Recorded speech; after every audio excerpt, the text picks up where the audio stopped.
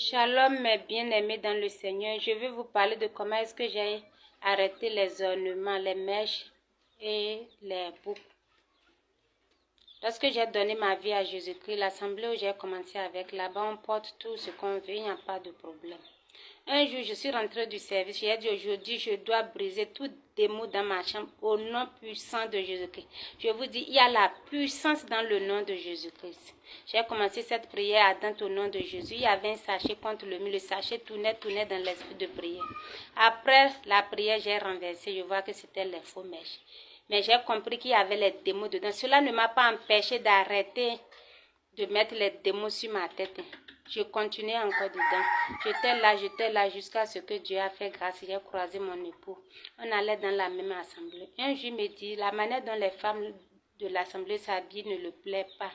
Elles aiment porter les choses sur du sang. Et elles aiment aller devant danser, genre séduire quoi. Il me dit que lorsqu'il était en Côte d'Ivoire, il avait une assemblée où il allait là-bas, que là-bas les femmes étaient naturelles. Il n'y a pas de mèche où elles s'habillaient décemment. Et un jour, il a fait ses recherches, il a détesté l'église. Mais ce n'était pas là où nous sommes actuellement. Il faut parcourir 120 km avant d'arriver là-bas. Et il est sorti, revenu un jour, il me dit, il arrache d'abord les boucles de l'enfant, les chaînes, les perles, il jette. Je dis, qu'est-ce qui se passe? Il me dit que ce sont les esclaves qui portent les boucles et autres. Je dis, c'est la vie chrétienne là qui demande tout ça là. Il me donne quelques versets dans le livre de Lévitique. Il me donne dans 1 Timothée 2,9 comment la femme chrétienne doit s'habiller. Le jour là, j'étais très inflammée. Et le monsieur ne va plus de l'autre côté avec moi. Il parcourt 120 km chaque dimanche avant d'aller adorer son Dieu. Chaque dimanche. Et mes enfants et moi également, nous allons de l'autre côté. Un jour, quelque chose me dit, il faut le suivre au moins pour aller voir là où il va, comment ça est. Je l'ai suivi, nous sommes allés. Waouh! L'assemblée était petite. Peu de fidèles, mais il y avait de l'ordre dedans.